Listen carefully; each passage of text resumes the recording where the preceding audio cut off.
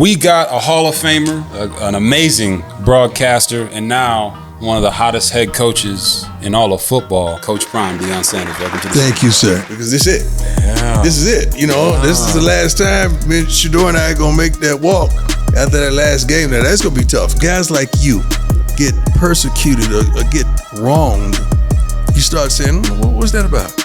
You and No getting along so well.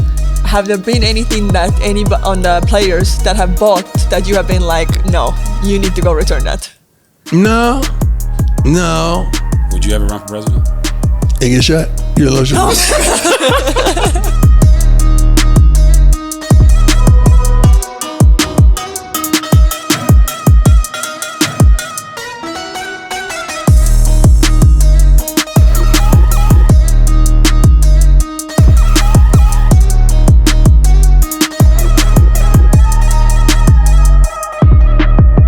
We got a Hall of Famer, an amazing broadcaster, and now one of the hottest head coaches in all of football, and he's doing it the right way, but I got to give a proper introduction to this man. He's the only man to ever play in a World Series game and a Super Bowl.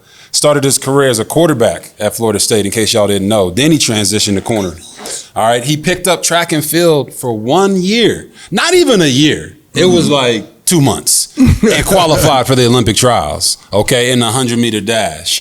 This man is one of the most dominant cornerbacks we've ever seen. He used to get so bored on the field that he would bait quarterbacks into throwing passes to receivers because he would make it look like they were open. I'm talking about a man who used to do 360 dunks when he was a teenager and then go play at the intramurals and then go play center field playing baseball. This guy, has his sons out there playing like they daddy's son. Or is that how you say it? Yeah, he got them out there playing like they daddy's sons. The one and only, Coach Prime, Deion Sanders. Welcome to the show. Thank you, sir. First of all, can you introduce me, please? Oh, yes.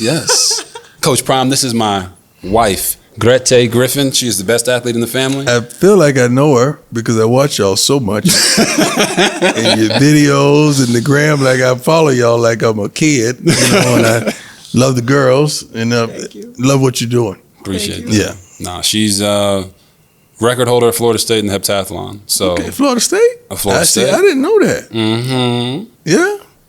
Mm-hmm. Okay. This is a big moment for her too. I know. Right? You've always been great to me. Consider you family. Amen. She's a huge fan, and going to Florida State obviously knows everything. Well, you keep a smile on my brother's face, so I'm proud of that. And you raising those kids right. I love that. Nah, she saved my life, and she's definitely a lifesaver for them. Amen. Thank you for chopping it up with my sons. No, they are crazy, man. They are crazy. They are funny. I wish you would have threw Bucky in there because there's 3 different personalities.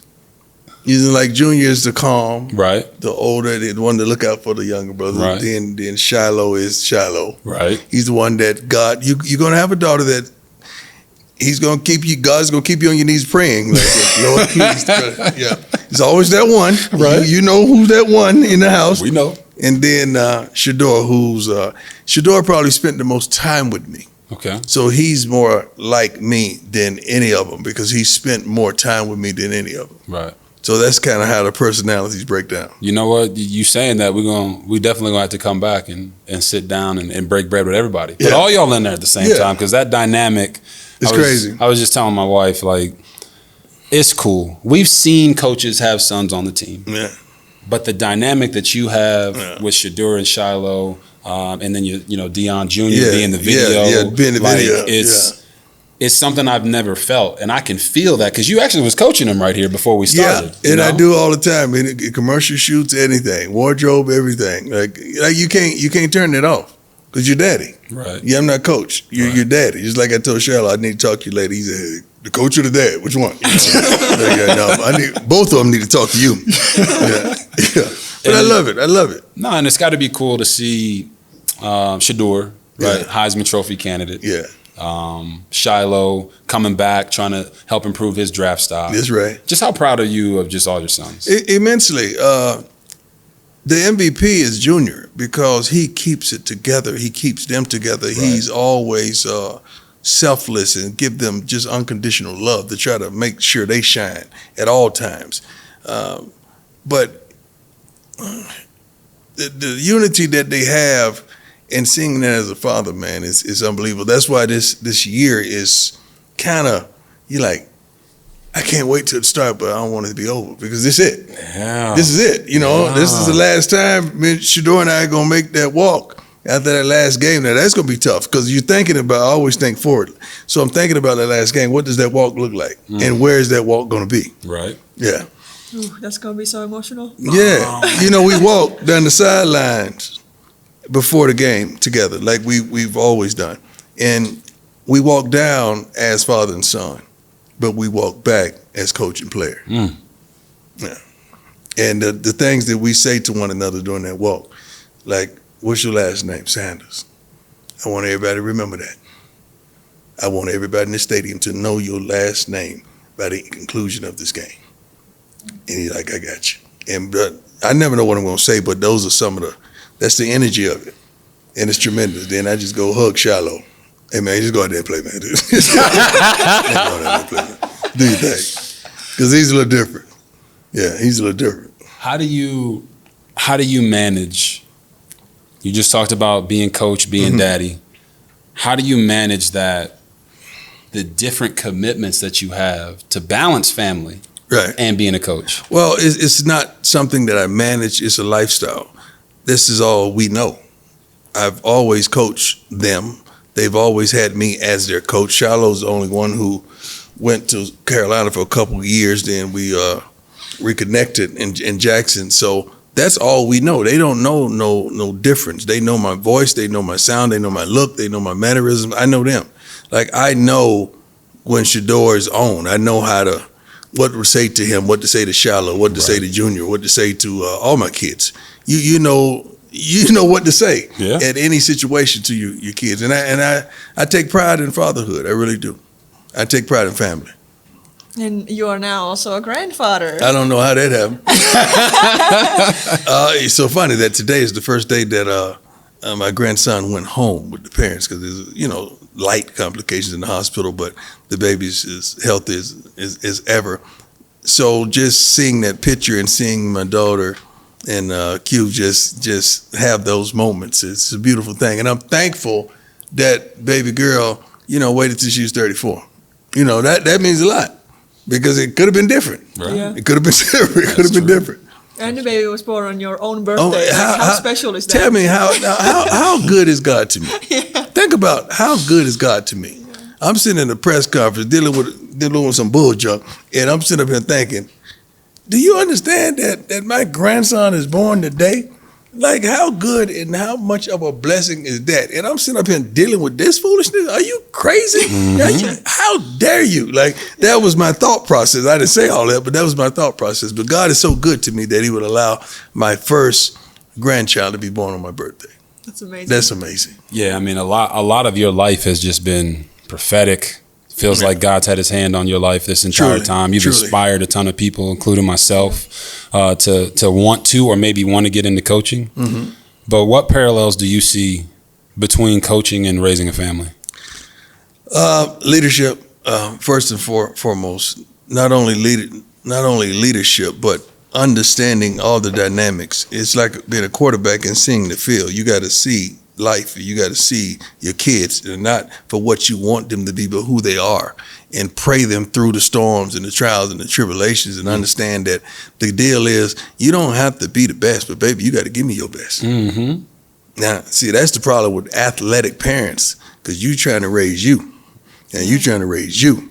And we cannot do that. God only made one. So the best thing we could do is say, you don't have to be me, baby, but I want you to be the best you. And I'm going to hold you accountable to being the best you. Wow. Yeah. That is, I mean, that's so powerful, because I know you do a great job of bringing in former greats, former players to talk to the team. You had Ray Lewis in here, and he's given an emotional speech about losing his son. So when you talk about those parallels between coaching and family, how did that speech to the team hit you when you know you got your sons here with you? Tremendously, because you never think like that. I'm such a positive thinker that negativity don't cross my mind. Like, I don't even think about losing. I don't until the last second tick off the clock, and it is what it is. But I never think about the worst of this, the worst of that. I remember going off on the insurance company when I had a huge home in Texas, and God bless me. I'm not bragging about it. but when I got the insurance bill, I was like, hey. Should I really do this? Right, right. Or you got me, God? Like, why would I do this? And if it, it's like, is that really gonna happen? I don't want to pay that. Right. I got a just in case. I don't want to pay no just in case thing. But that was a tremendous message, and Ray was just so passionate about everything he talked about. But the main thing was the work ethic. We have the propensity to dream, but in the midst of the dream, we never see ourselves working. Right. We see ourselves in the car, with the jewelry, with the chains, with the money, with the count, with the fame, with the fortune, all that, but we don't see the work. Now, how can we see all that in the dream, but we don't see the work part of the dream? Yeah. No. That's like, hey, wake up. It's some work. It's some work that's got to be done. You want to dream all this, but you don't want to know about that. It's a quote that I've said to myself a couple of times over the past week. Mm-hmm. Everybody wants the glory, but they don't want the his story. They don't want that. They don't want your story. Mm-mm. They just want the glory. They don't want to know what happened behind it, Mm-hmm. right? That's why that word history is so special, because right. for me, it's his story. That's right. Right? And that glory comes along with it, but we don't see all the inner workings and the trials and the tribulations that guys have to go through, the work you have to put in That's right. to become what that final product is. And when I see the impact that you've had on your sons, and I see Ed Reed coming here and talking to the guys about football is war, and Ray and his experience with losing his son, does that hit you a different way when you see some naysayers out there talking about, hey, we think Coach Prime is playing daddy ball at Colorado? I don't know what that means. I play the best men. Like, anybody who've ever played for me, they know if you could ball, you're going to play. And if you can't, you're going to be held accountable. Yeah. So I keep it a buck all the way around. I don't know what that means, because is that only pertinent to me? Because I've seen some other coaches' kids play as well, and I never heard that. Right. So is that just me? Come on now. Is that just me because of who I am and what I stand for and how I get down? But, man, my critics got critics. Why would I answer a critic? I love it. My critics got critics. So I would be a fool to sit up here and entertain a critic. That don't make sense to me. Some things are fascinating, and too much is given, much is required, and my requirements are hefty.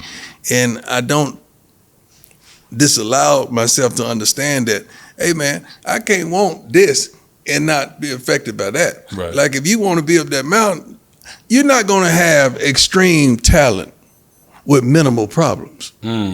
Okay. So, for you, my brother, I'm glad. Thank you, God. Give me this. You, For you, what you're dealing with right now, first of all, I'm upset and I'm mad about what you're dealing with right now, so we'll talk about that on another date. Because you're a good dude.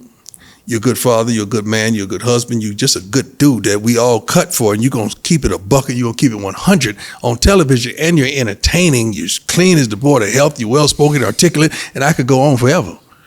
But when guys like that, guys like you, get persecuted or get wronged, you start saying, what was that about? But see, I'm a man of faith, so I understand, okay, so you can't have extreme talent and average problems. So if you have extreme talent, you're going to have extreme drama, extreme foolishness, extreme adolescence. You're going to have extremeness in your whole life. You've always had. This ain't no different. Right. So why would this be different? And this the life you've always lived. Mom extreme, ain't she? Oh, yes. Okay, so how would you be sitting up there with extreme and not expect extreme? Right. It's going to be that. You just got to weather it and keep on walking and don't flinch. Don't let them know they got you. Don't let them know they got you. You just got to keep on going no matter what the day is, no matter what the move is. Keep going. God gave us everything to point forward, to go forward. And what we're doing is at a standstill or stepping back, because we don't do that. Right. We keep on walking, regardless of what they say, what they think, and how they feel. That's what angers do, that they can't affect us or infect us. Why did you not prepare me for this interview, Alex? Coach is gonna make me cry over here. We, like he said, we have been through a lot That's right. over the past week, and it's actually a week to the day as we're sitting here. But you just spoke life into me. Yeah. You spoke life into us, and that's why I rock with you, because I see the vision that you have. And when it comes to your sons, I don't think you're playing daddy ball. I believe you are playing the best guys, and it's okay as a father to want the best for your sons. Yeah, at all times. But the bottom line is they're those two that are playing on the team. I know you consider, Travis as well to be a part of that family. They're the ones that are going to lead y'all to the promised land. They can play. Right? They can play. Cam Selman, who spoke today in the banquet we just had, one of the team leaders. Yep. Cam been playing for me since he was a junior. Yep. So why did they forget about Cam? You gonna say daddy, but what about Mata? Mm-hmm. What about all these guys that I have relationships with? I just love them, and I kind of father them. I father them. I love these young men, and some of them didn't have that in their home. These guys did, but I genuinely love them. I really want the best for them. So Travis and I just don't talk about football, or Cam as well. We talk about life, man. We talk about making the right actions with your personal life as well as your finances, man. So it's much bigger than football for us. Yeah, and you talk about that, and the next question that comes is NIL. Yeah. Right? Your boy rolled up in a Rolls Royce. Today? Today. Thank you. Right? Today. Yeah, I'm saying that today. We gotta have know the hint. I know what you meant. Yeah, you got some other things, too. Right? So he rolls up in a Rolls Royce, and we see him, and we just got out of our musty Uber because the Uber driver didn't put on deodorant. Yeah. Y'all got to get some deodorant out here, man. I don't know. It was kicking. Right. His piss was kicking like karate chicken. I don't know what it was, but to see that, and then to also understand from your perspective, you know what it's like when these guys get money, right? And we've seen some horror stories. True. Like, how are you working to make sure that your players have financial literacy? That's great. We prepare them tremendously. One of my dearest friends, Richard Fain, who grew up my best friend, played for the Chicago Bears, was 1 year after me, went to the University of Florida. He was in banking for 25 years. Okay. I bring him in twice a year. Not only to just talk about financial literacy, to teach these young men how to establish LLCs, to just teach them all about the finances of life. I mean, a whole tutorial, and they have his number. We're about to do some other fascinating things with our kids, our young men who have fathered a child. Okay. Yeah, you'll hear about that real soon. But I'm trying to build a total man. Not just the football player. I want the total man, because if he's strong over here and weak over here, that's not the total man. That's just a football player with a lot of talent, a lot of ability that's going to be broke real soon. Right. So we got to match up his intellect on the field as well as off the field. And that's our job, to prepare and give these young men weapons of life to prepare for this fight, because this is a fight out there, man. Right. Every time they journey on the ground, shoot, they hunting, and it's a fight. Right. Okay, like you got to know what time it is. Not only that, I bring in and I find somebody online on the gram that I think is very thought-provoking, that'll keep it 100, and I put them on the screen. Ask any question you want, and she brings it. And they bring it. It could be somebody they like, that they have interest with. It could be like an auntie type. It could be anything that was going to put them up on game, because that's our job. Right. What did the old heads do in NFL? We set the youngsters in the locker and say, look, man, let me just talk to you about this. We put you up on game, and I got to do that with my team. No doubt about it. It's different now in college, Like, yes. Earlier you had to make it to the NFL or to the next level to make the money, but now, you're already in college. You're already a millionaire. So the problem with that is, if they don't have financial literacy, which it should be a class, should be mandatory in college first and foremost, Agreed. as well as high school. Agreed. But if they don't have that, they're gonna wind up broke again. Yeah. And see, this broke is worse than the other broke, because the other broke, you never had it. Yes. This broke, you had it and lost it. Ooh. That broke is far more severe, because now you're turning into that person that wish you coulda and shoulda and woulda. And you heard one thing about God, he always sends a messenger to you. It's for you to receive that message or not. And that's the thing. These young men are making it, but the families are at them. Once upon a time, man, our parents, they just wanted us to make it. Not for them, just for us. Yeah. These parents are Talk on it, speak on it, because I know what you're talking about. You know, every once in a while I forget I'm a head coach, and I want to say some stuff, but I can't. But the parents got to back up a little bit off the kids and let the kids have their day, have their turn. Now, if they want to bless you, let them bless you. Right. But that should be mandatory. Yes. It shouldn't be mandatory because now that kid is right back where he was before.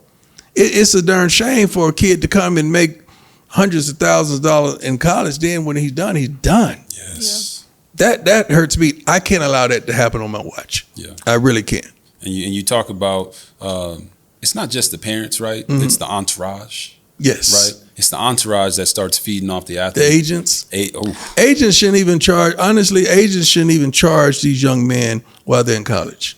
I agree with If that. you believe in them that much, won't you wait till they get it and get to pros? Why are you in their pockets in college? That don't make sense to me. And it's somebody that knows the father. He befriends the father. Now the father gets them to sign with this guy. This guy really don't know what he's doing. Really don't know how to get down. Right. But they got you a little deal, a little NIL. Now he's getting a percentage off of it, and he didn't even tell you to pay your taxes. So he's gone with his 20%, which is crazy. He's gone with that. And you keeping your 80, but nobody paid taxes on that. Right. That's a problem. It is a problem. Right. And it's, I've seen it happen with players that go pro that were in my own class, right? They buy a house for mom, dad, because they separated, right? Not one whole family. Then they buy a house for brother and sister. Right. And now you're spread so thin that you can't even really take care of yourself or the bills that you got coming in. But even on top of that, if you give people something that they cannot maintain, that's the problem. Not are you not only giving them something, but you actually adding to your plate. If you go buy mom, dad, and sister a Rolls Royce, it's a problem. What happens if that Rolls Royce breaks down? Right. Yeah. You paying for that, and them parts ain't cheap. That's right. And when you start that, you got to finish that, because a lot of these young men don't have the nerve to say no. Right. That's one thing about me and that word no. We've always got along. We've always been the best of friends. You can ask my family. We've always been kind to one another. Yeah. So I've never had a problem with saying that and establishing the groundwork that no. Who was really there for me? My mama. The rest of y'all, no. Right. Okay? No. And my mama ain't never asked me for nothing in her life. You and No getting along so well. Have there been anything that on the players that they have bought that you have been like, no, you need to go return that? No. They try to hide it from me. Like, I get here so early, I really don't, and I don't park where everybody parks, so I don't really get to see the parking lot. But I heard the parking lot is pretty phenomenal. Oh, it's ridiculous. The parking lot is pretty phenomenal. Oh, it's unbelievable. I think it's a variety of whatever you desire out there. But the problem is with that, they got to do their jobs. We don't share information, and I don't even get into the finances of it. I don't want to know, because I'm going to feel a certain way. Right. Like if you ain't balling out there and I know we just gave you this, I'm going to feel a certain way. So the best way to do, don't tell me. They just keep me in the dark. I don't want to know, because I'm here for football. And we've had some instances where recruits have come in and want to talk money with me. And first thing I say is, you go. You get out. I ain't got time for that. Don't talk like that with me. Talk like that with them. I'm here to talk about football and what you want to do with your life. Yeah, that's how I get down. I don't do that other thing. I'm not good with that. I'm not good with a kid coming to my office want to talk about money first. Let's talk about the scheme. Right. Talk about how you're going to fit in this defense or this offense. Let me talk about what you're going to contribute and how your practice habits here, because I'm looking at film right now. You're kind of lazy. So how are we going to improve that instead of talking about this bag that you own? Because this bag right now, I'm saying it got holes in it. There's several holes in it right now. No, I completely understand it. But do you understand the significance of what you're doing here at Colorado? We talk with Shiloh and Shadur, predominantly white state, right? 66%. I looked up the numbers. 66% white, 3% black. Right. That's half of this room. That's it's half this room. That's that. I mean, that might be you, Shiloh, Shadur, and Travis. You know what I'm saying? Like, to be able to bring the swag, the attention. You mean show up? Exactly. That's how we show up. I listened at the luncheon.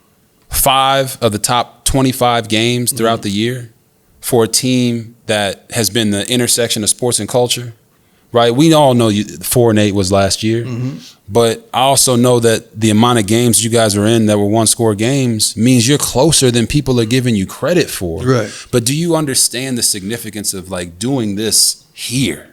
We don't think like that, and it's not the target. We're just who we are. Like anything we've ever done, even from growing up in the inner city and going over to the other side of town to play baseball, going over to the other side of town to play football, staying right here to play basketball. Okay, I'm on a plane now for my first time, me and my family. You know, when I was 7, 8 years old, never been on no plane before. I ain't nobody. So my game took me on that plane, you know. But seeing those things and doing those things, we've always been different. And God has always taken us from this to change that. Right. Always. So we don't look at it any different. It's the same formula that we had in youth football, that we had in high school football, that we had at Jackson State, that we have now. We hadn't changed the formula. Right. It's the same formula. It's just different customers. So when you hear guys like Paul Finebaum calling your program irrelevant, you know, But he talking about us. How can we be irrelevant and you talking about me? Yeah. Like every time I turn around, somebody's sending me a quote that you talking about. So he's a fan. how? well, the thing about a fan, you got to understand, a fan only blows when you're hot. Ooh. I'm gonna go away. From Come this on, over man. the I'm writing these down, man. Yeah, a fan only blows when you're hot. So we must be hot. I love that. Right. I love that. So I know what he's doing, and I'm proud of him, that he's smart enough to understand that this generation and this thought process and the way we communicate on sports is different. Yes. And he's a dying breed. So what does he have to do to stay and keep up with this change? Oh, I got to go find that big bad wolf and talk about it. Yeah. So now I keep my relevancy. And I'm saying, cool, but I'm not going to help you. I'm not going to add to you. I'm not going to respond, because that's what you want. Yeah, you just want me to respond. I don't do that. I'm not going to help you come up. I love it. Listen, there's so many layers to that reference you just made. Right. He said, I got to go find the big bad wolf. That's right. And he got that great beard. That's Look right. at him. That's right. Look at him. That's right. There's So- always a subliminal in there. Listen. So Florida State, you want to ask me a Florida State question? You got it. No, you got it. Go for it. No, go ahead. You can. Why'd you pick Colorado? I was definitely rooting for you to come to Florida State. I think that was the option early on. I'm gonna stay away from that. Okay. I'm a praying man first and foremost, and God never sends me where I would be comfortable. Ooh. He always sends me where I'm uncomfortable. That it's my job to make things comfortable. So I can't be mad at the decisions other colleges made by me not going that way, or I'm not being received there. I think we made the right choice for what God desired in my life. The same thing with Jackson. See, the thing about nobody saw Jackson. Nobody saw that move. Yeah. Yeah, he did. He saw that move. I didn't even see it. And I prayed about it. Once I prayed about it, I saw it. But this move right here, it happened at a restaurant. I called all them. I said, hey, God just spoke to me, man. We're going to Colorado. That's where we come from. I said, Rick, we coming. That's where that slogan came from. So God always sends me to desolate places to do some dominant things. That's amazing. Yeah. I mean, you have dropped so many gems today here. I'm like, I don't even know. Man, I'm with RGIII. I got to. Listen. My dog. Listen. You clearly take care of your players outside of just football, and you teach them things that they were gonna need down the line in life. That's right. And you preach them a lot about women and how to treat the women and how they should be treating the workers and the staff and the women in their life. That's right. Where does that come for you, and how important is that? That comes from my mama. Okay. My mama worked her butt off so ends would see each other. They never met. My mama never saw me play ball. Wow. In high school. Now you got to understand, I'm him. Himothy. game. I'm talking about football, baseball, and basketball. Okay. And nobody there. So I got to take this tough bravado off me sometimes when guys get a little sensitive, because I have that. I have no sensitivity in me to feel sorry for you when things ain't going right. Like, come on, let's man up. You know, let's man up. Because I looked over there, wasn't nobody there. Or nobody, hey, come on, nobody there. No sport, nobody there. Wow. Because she was working. I didn't hold it against her though, but I just said, you know what? I got to do something about that.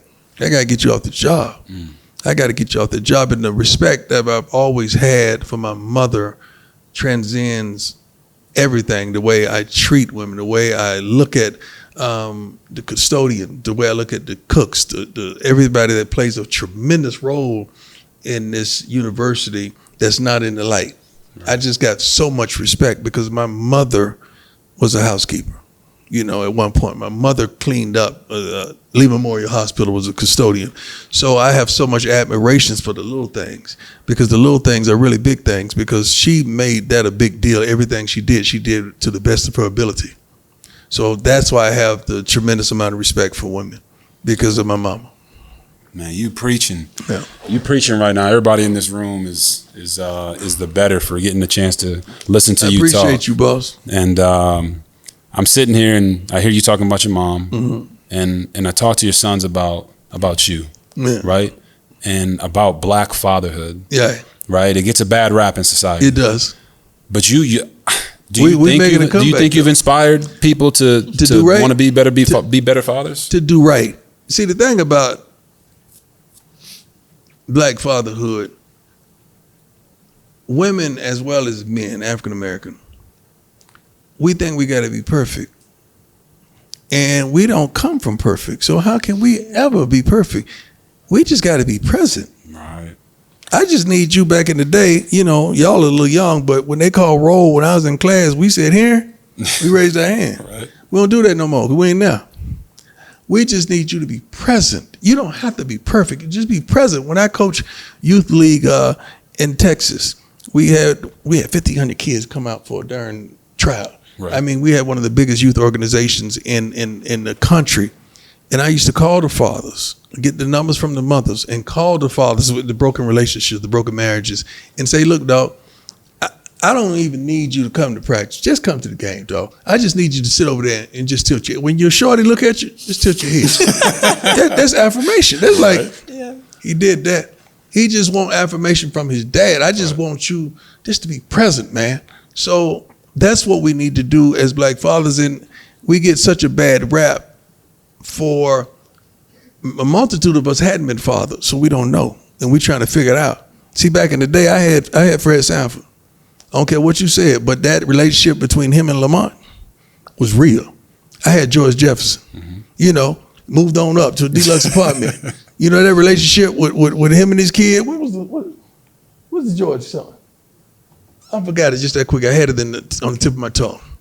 It wasn't, I forgot his name. But Lionel, he had two Lionels. Remember, one with the fro, one other Lionel, he had two Lionels. The relationship was tremendous. And all the African-American fathers that we grew up with, I used to watch them and see that connectivity that they had with their sons, and it was just so darn phenomenal, man. I would mimic that. We don't have that on television right now. Right. We can't even think about a relationship with a Black man and a son on television. So now we turn to sports. It's true. And we're making a comeback. Everybody jumped. You know why they jumped on LeVar Ball? Because he was present. No. And he was speaking out for his babies. That's true. He's like, I'm going to tell y'all, my son's going to be this, my son's going to be that. They ain't believe him. 2 first-rounders later. Yep. And 3 playing pro sports. The other one's overseas. You got to give him love, man. 100%. You got to give him love. You got to give Bron love. Yes. You can say what you want. He's been there. Yes. He's supposed to pave the road. He's supposed to pave the way for his baby. He's supposed to do that. Yep. Last time I checked, everybody else doing it. Yeah. Ain't no fun if the homie can't have none, huh? I guess we can't do it, but no.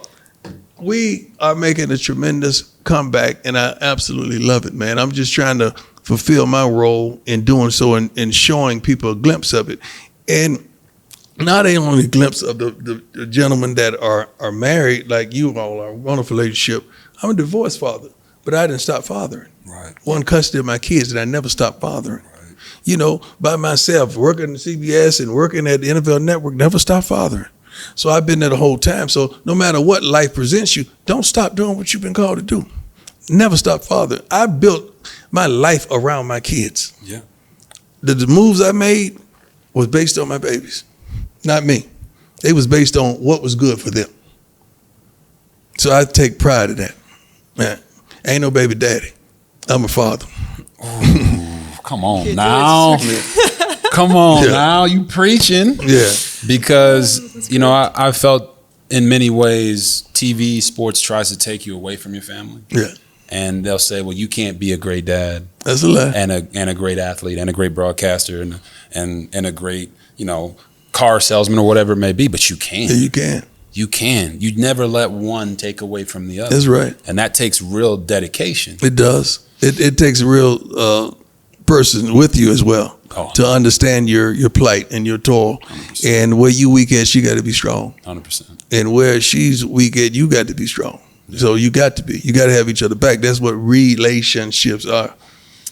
And in this, it's going in a different direction, but I just saw our brother Tyrese on the Breakfast Club. Yeah, man. And he's talking about the pain that he's had to go through. Yeah. And how a lot of times as black men, the perception is we have to be strong, can't cry, That's right. can't talk about our emotions. That's right. But we need to be checked in on as well. Ain't nobody checking for us. They don't care for us like that, dog.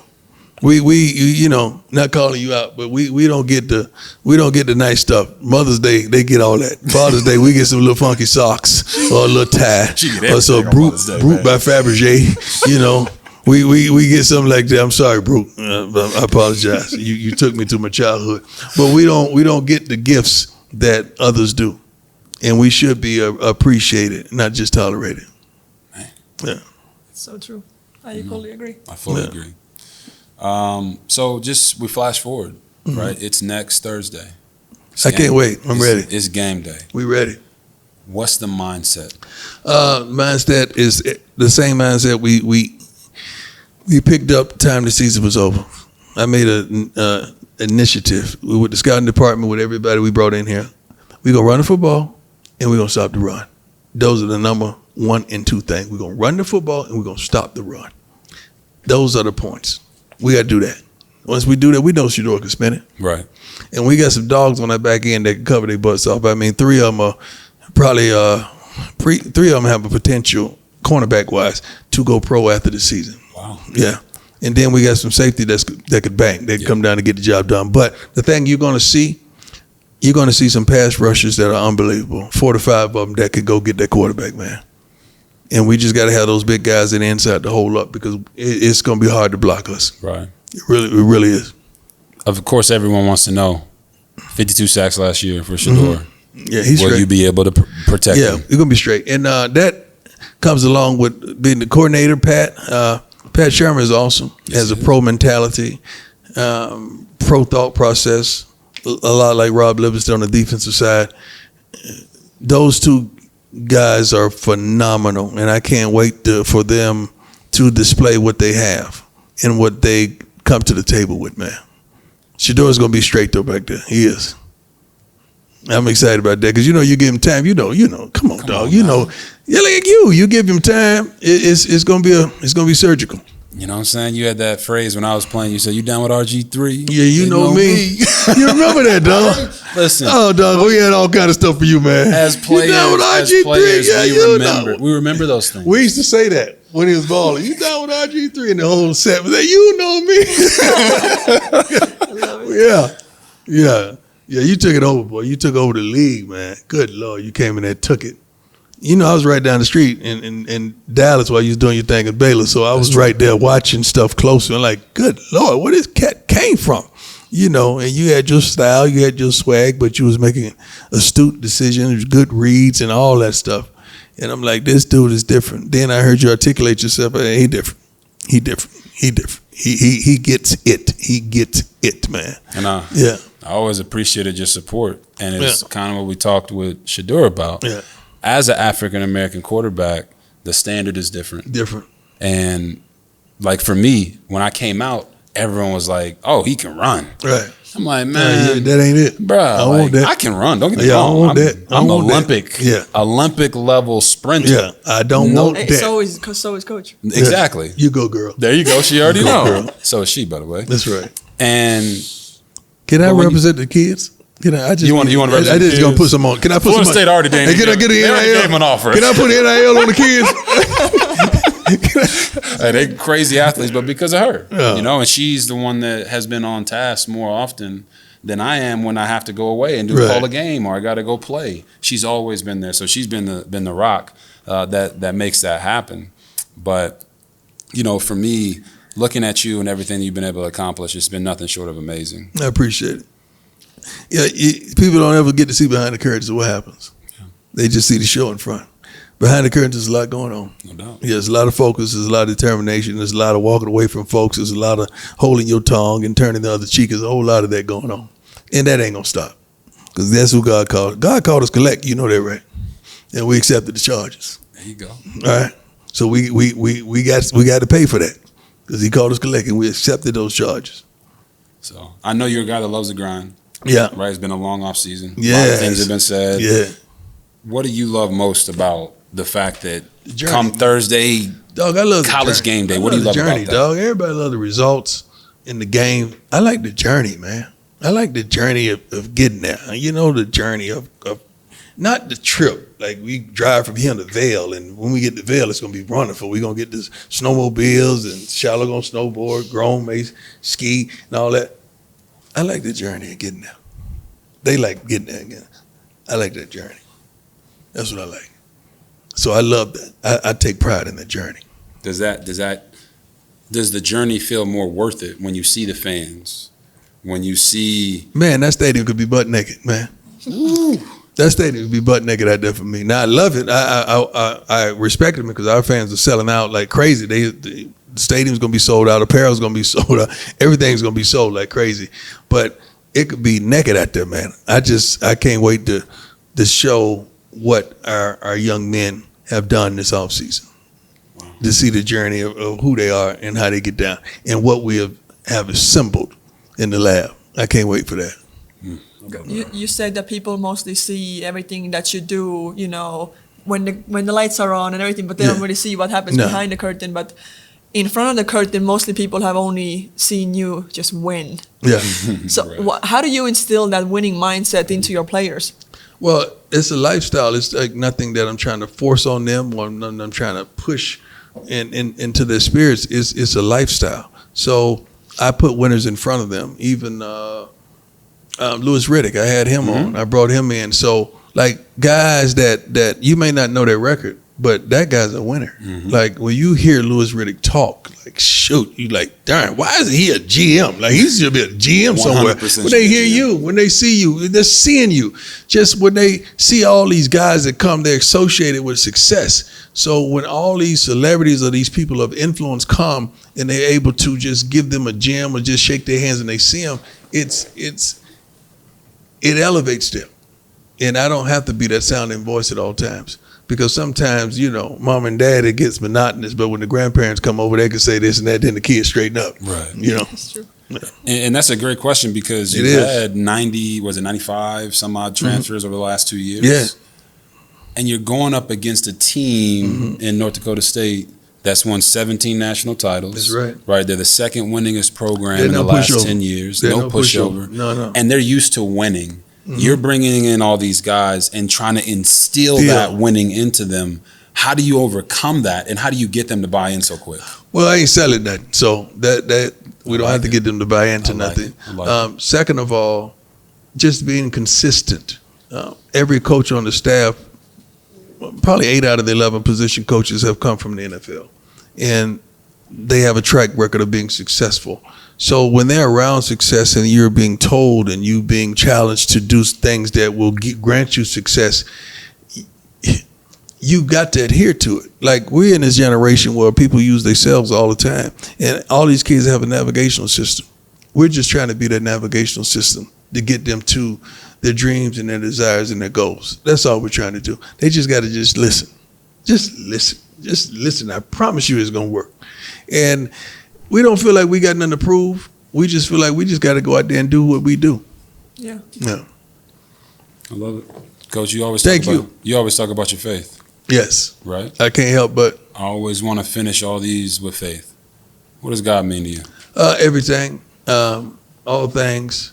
The reason I'm going to be successful in life consistently is because God trusts me.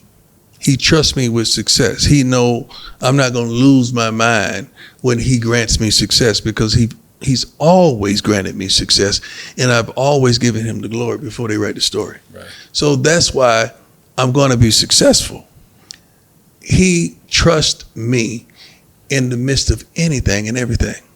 We have that type of relationship. It's almost like a friend of yours, like the wifey. Like, you trust her, so she gonna be there for you because you trust her. She trusts you. You got her. That's the relationship I have with the Lord. He trusts me. Before we walk off that field Thursday night, he know I'm gonna give him the glory. So he's gonna make sure I'm straight. Not that he's gonna give me favoritism over my opponent, right, but he's gonna give me favor. Has that helped you? Yeah. Just over the course of your life? Yeah, tremendously. Because with the pushback against your style, not only as a coach, but even when you were a player, right? Yeah. Has God and your relationship with him helped you in facing that adversity? Yes. Because the Bible says in this world it's going to be tribulation. I didn't understand that until tribulation start coming consistently. Especially those who walking with the Lord, not walking against. Yeah, it don't make sense. But God has always been my rock and my salvation. So I'm cool. He know I'm bold. Like, I was bold when I had the club. You know, I was bold when I was sleeping with 2 or 3 women at a time. Like, I was bold then. Why I wouldn't be bold now? Right. It don't make no sense. Like I was, glorifying the devil. So I'm going to glorify the Lord because he got me. And he's giving me peace. So no, that's why I don't give a damn what they say or what they think. I got peace. Right. I'm good because I know who I am, how I am, where I'm going, and I know how to get there. This might seem like a question off the beaten path, but when I look at your story, what you've been able to do as a Hall of Fame player, broadcaster, as a dad, as a coach, very well-rounded, right? You've lived a lot of life experiences. Would you ever run for president? And get shot? You don't know shot. I heard a gunshot when you said that. No. Oh my God. I got some good security guys, but we ain't like that now, right? We ain't ready for that. You saying if they shoot Trump? Yeah. Trump, I don't want to even get the mic. I'll be just sitting down. Hey, man, I ain't even got there yet. No. God, that's funny. Oh, no. I wouldn't even run for president of the school. No, I'm good. I'm good with my life. Nah, it's been a great life. And got to ask these 2 questions just from a journalism standpoint. What happened with, I think it was Coach Riley? Trevor, it's interesting because I'm trying to take care of him because I love him. I love him as a man. I love him as a father. My prayers for Trevor is just that it comes together. Right. It comes back together. Like, Trevor, we didn't fire Trevor. And everybody knows Trevor's my guy. Like, I had love for Trevor, and I try to support him in every way imaginable. The thing that I can say the most, man, I'm praying for Trevor, man. Right. And you know when a brother say I'm praying for you. I know. You know what time it is. I know what time it is. So I'm praying for Trevor, and he knows that. I heard you mention during the luncheon. Yeah. How was that flight back from Saudi? Yeah, that was good. That was a good one. That was a good one. Yeah, that was a good one. That stuff is crazy. I heard so much stupid stuff right here. Right. I think the dumbest thing is this summer has been when we forced everybody to go to the concert to hear Shador rap. That was Wait, I missed that. What happened? Yeah, they say that we told the whole team that they had to attend the concert because Shador was performing after the spring game. Forget Lil Wayne. Yeah. Forget Lil Wayne. Who else was there? Big Boss Man D-Lo, YG. Yeah, forget all them. We forced them to go to the concert because they had to hear Shador. Yeah. Concert free too now. Concert was free. Yeah, but we forced the team. Who wouldn't want to go see all those other guys and who wouldn't want to support their quarterback? That was funny. That was one of the best ones ever. But we got time. We got time. They gonna come up with some better ones. Oh, no doubt about it. Saudi was good too. Last song was good. Yeah. I enjoyed the song. Yeah. I'm not just saying that because you're here. Yeah. I asked Shador when he's dropping his next single, and he's told me He's probably already. Shador has about. Shador probably got 50 something. Bucky now Junior has probably hundreds of songs. he said that he listens to his brother. Yeah, Bucky is good. Yeah. Bucky's talented. Shiloh does beats. Okay. Yeah, he does beats. He's the engineer type guy. I asked them both, what do you listen to before the game? And they both said themselves. Yeah, that sounds like them. Sounds like a Sanders to me, don't it? Sounds like a Sanders to me. All right. We good. Appreciate you, brother. My dog. My dog. And is the camera still on? Because I do want to say this with the camera still on. Coach, what happened to me last week, you called me. And that meant everything to me. Yeah, you my dude, man. So you talk about as black fathers, as black men, a lot of times people don't check in on each other. That meant the world to me. I want you to know that. But you a good brother, man. Like you don't bother nobody. You don't mess with nobody. You don't talk about nobody. You're thought-provoking. You're entertaining. You're clean. You're a great husband. You're a great man. We got to support that. So that foolishness that they did, dog, I don't know what God has plans, but I know it's mighty. And I can't wait to see the results of it. I sure wish I had a vehicle to put you on, because I would have you out there like in front of center stage. Just call Shador, keep him up on game. Just keep him up. I got you. Appreciate you, man.